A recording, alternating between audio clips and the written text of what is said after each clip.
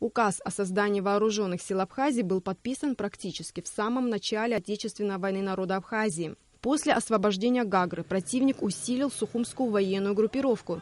Для оперативного и организованного управления войсками требовалась централизация. На ходу в боевых условиях было создано Министерство обороны и Генеральный штаб. Традиционно этот знаменательный день начался с возложения венков и цветов к памятнику в парке боевой славы в Сухуме.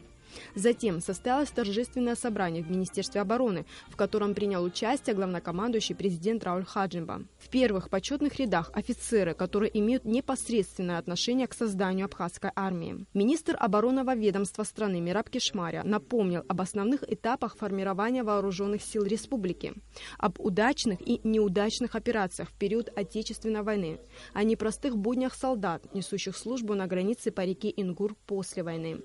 Для нашей страны день 11 октября – это праздник мужества, воинской доблести, преданного служения интересам Абхазии.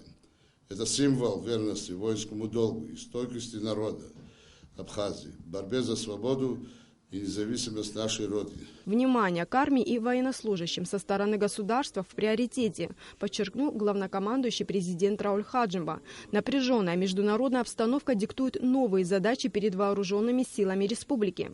Необходимо укреплять армию, оснащать ее современным вооружением и формировать с Россией единый внешний контур обороны, убежден президент. Общее осложнение военно-политической обстановки в регионе, укрепление позиций блока НАТО в соседних странах призывает нас быть бдительными, углублять стратегическое партнерство с нашим союзником Российской Федерацией. Уверен, что полноценная реализация договоренностей с Россией в области военного и военно-технического сотрудничества, направленных на формирование единого контура обороны и безопасности наших стран, послужит надежной гарантией защиты общих интересов в регионе.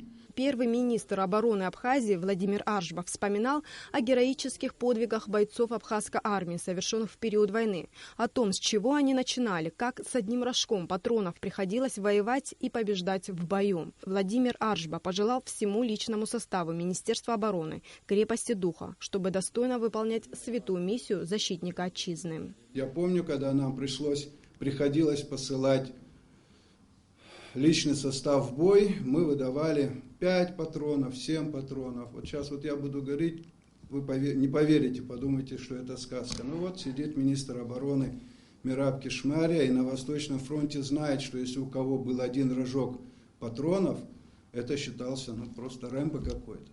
24 года назад молодая абхазская армия выполнила свой долг, изгнала агрессора. Теперь вся надежда на молодые кадры, на их профессионализм и боеспособность, говорили ветераны вооруженных сил. Когда освободили Абхазию, мы думали хотя бы 1 год передышки. И хотя бы 1 год, 24 года.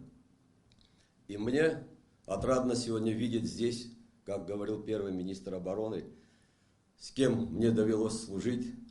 Я благодарен судьбе, что это было в моей жизни. Я недавно находился в Южной Осетии, поздравляя наших осетинских братьев, я сказал такую вещь, я в этом убежден.